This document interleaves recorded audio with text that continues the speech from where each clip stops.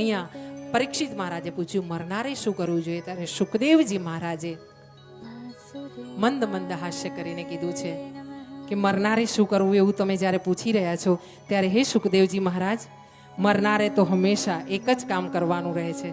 મરણાસન રહે ને એણે કાયમ ભગવાનનું નામ સ્મરણ કરવાનું રહે છે.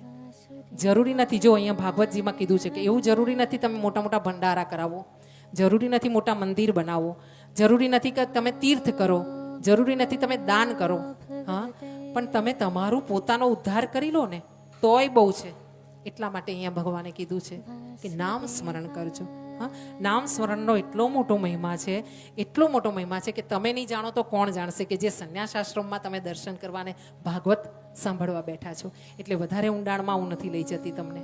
અહીંયા આગળ ભગવાનને પૂછવામાં આવ્યું છે ત્યારે પહેલા ધ્યાન ધારણા યમ નિયમ કર્યા છે અને પછી સુખદેવજી મહારાજે પરીક્ષિતજી મહારાજને ભાગવતજીની કથા કહેવાનું ચાલુ કર્યું છે. આપણે એમને ભાગવત નથી કરી રહ્યા, આ યુગો યુગોથી, હા, યુગો યુગોથી આ ભાગવત થતી આવી છે. જન્મો જન્મથી આપણે પણ ભાગવત સાંભળતા આવ્યા આવીશું. ક્યાંક ને ક્યાંક હું તો એમ કહું છું, તમને અતિશયોક્તિ લાગતી હોય તો ઠીક છે, પણ હું તો ક્યાંક ને ક્યાંક એવું કહું છું, આપણે બધા છે ને ગોકુળમાં એકવાર કૃષ્ણની ગોપીઓ બનીને રહ્યા આવીશું.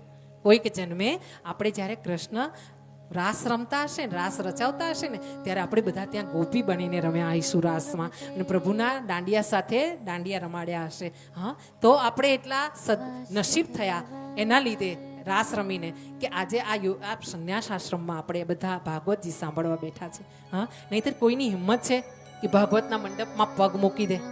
હા, અમે કેટલાયને જોયા 2 દિવસમાં આવે છે, બહુ ધન્ય છે, આવે છે એ પણ ધન્ય છે. હું કોઈનું ખરાબ નથી જોતી. હા, મારા જીવનમાં મેં ખરાબ ગુણ જોવાના બંધ કર્યા છે.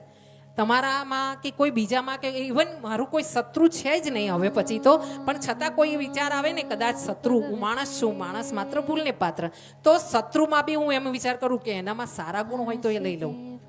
હા, તો મેં 2 દિવસમાં આવતા જતા જોયા કે ઘણા તો એવા ઉંમરલાયક વ્યક્તિઓ છે કે જે ગાડીમાં આટલે સુધી ગાડી સીધી મુકાવે છે અને પછી ભગવાનની સામે બેઠા બેઠા ગાડીમાં દર્શન કરે છે. ધન્ય છે એમને, ધન્ય છે એમના દીકરાઓને પણ કે ગાડીમાં અહીંયા સુધી લાવે છે. નહીંતર મા બાપ કહે ને કે મંદિરે જવું છે ત્યારે ના લઈ જાય. હા, ને બાપા જ્યારે એમ કે ને કે વહુ જમવાનો સમય થયો કે નહીં, બાપા આમ બૂમ પાડે ને ઓટલે બેઠા બેઠા, ત્યારે પેલી વહુ કે હજુ તો વાર છે, જાઓ દાદા મંદિરે આંટો મારી આવો. અને આમ વહુ તગેડે ને તમારે મંદિરે જવું પડે ને, એના કરતાં પહેલા જવાનીમાં જ આપણા પગને, આપણા મનને, આપણા નેત્રોને, આપણા શરીરને એવી આદત પાડીએ કે નવરું પડે ને એટલે સીધું ચાલવા માંડે સંન્યાસ આશ્રમ સુધી. હા, એનાથી આગળ જવાની ક્યાંય જરૂર નથી. એકવાર મેં એવા પણ વ્યક્તિને જોયા છે કે જે સ્વસ્થ છે, શરીરે તંદુરસ્ત છે, અને છતાં ગાડીમાં આવીને અહીંયા બહારથી ગાડીમાં બેઠા બેઠા દર્શન કર્યા. બની શકે બહુ બિઝી હશે, એમને સમય નહીં હોય, એટલા માટે વ્યસ્ત વ્યક્તિ હોય ને તો આવી રીતે દર્શન કરે. ઘણીવાર જોયું હશે તમે કે હોર્ન વગાડીને દર્શન કરે. અમુક વ્યક્તિઓ વાહન પર બેઠા બેઠા હોર્ન વગાડીને દર્શન કરે. હા, અને ઘણાને તમે જોયા હશે કે જિંદગીમાં ભગવાને બધું જ આપ્યું હશે, આ બધા નસીબ ફૂટલા છે. આ બધા નસીબ ફૂટલા વ્યક્તિઓ છે. કેમ કે જિંદગીમાં બધું જ આપ્યું હોય ને છતાં પણ એ ફરિયાદ સિવાય કશું ન કરે. અને એ ફરિયાદ કરવાનું કોઈ અહીંયા કારણ જ નથી. ભગવાને તમને જે દીધું છે એ અમૂલ્ય છે, અને તમારા જેવું તો અમુક વ્યક્તિઓને આપ્યું જ નથી, છતાં પણ બધા ખુશાલથી જીવે છે. તો આપણે કેમ ન જીવીએ? અસ્તુ અહીંયા ગંગા કિનારે ભગવાન સુખદેવજી મહારાજ પધાર્યા છે અને પરીક્ષિતજી મહારાજ પધાર્યા છે. અને અહીંયા એક દિવસ થયું છે એવું, ભાગવતજીની જ્યારે રચના થઈ તે કથા કહેવામાં આવી છે. સુખદેવજી મહારાજને, પરીક્ષિતજી મહારાજને સુખદેવજી આ કથા કરી રહ્યા છે અને નારદજીને બ્રહ્માજી આ કથા સંભળાવી રહ્યા છે. જોજો, શ્રોતા અને ઘાટ અહીંયા અલગ અલગ છે. હા, અને પહેલા એક લીટી વચ્ચે રહી ગઈ હતી કે કરમ ફૂટ્યા હોય ને એ દર્શન આવી રીતે કરે. કરમ ફૂટ્યા હોય ને એ ભાગવતજીમાં બેઠા પછી 100 ગ્રામ હશે નહીં. હા, મોઢું ચડાવીને બેસે. નહીં તો જો મારી બેન થોડી વાર થાય ને આમ હશે, તમે હા તૃપ્તિબેન મારી માતારામ જેવા આમ નજરથી નજર મળે છે ને મારી માતાઓ થોડું થોડું હસે છે કે મને હિંમત થઈ જાય. નહીં તો 3 કલાક અહીંયા બેસવાનું, એક ધારું પાણી નહીં પીવાનું, તમને બધાને મગજમાં રાખવાના અને આ બધાથી વધારે ભાગવતજીને અંદર ધારણ કરવાનું અને આના અક્ષરશ તમને સમજાવવાનું ભૂલ કર્યા વગર.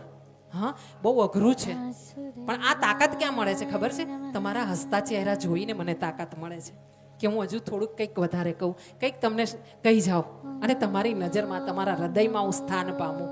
હા, કે ઘરે મારી માતાઓ જશે ને તો રાત્રે 2 બહેનો બેસશે કે ઘરે એમના દાદા બેઠા હશે ને એમને વાત કરશે. આજે કથામાં છે ને બેન પેલી આવેલી છે ને એને આ વાત કરી દે, સારી વાત કરે છે. હા, એટલા માટે હું આ બધી પ્રયત્ન કરી રહી છું. આ બધી હિંમત ત્યાંથી મળી છે. એટલે દિવેલ પીધેલા મોડે ક્યાંય નહીં બેસવાનું.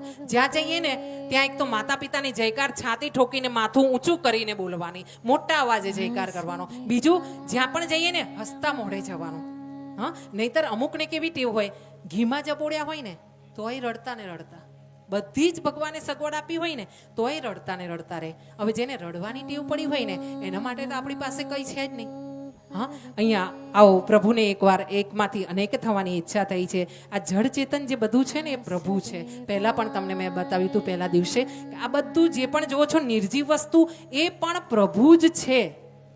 અહીંયા એ વાત કરવામાં આવી છે. અહીંયા પ્રભુને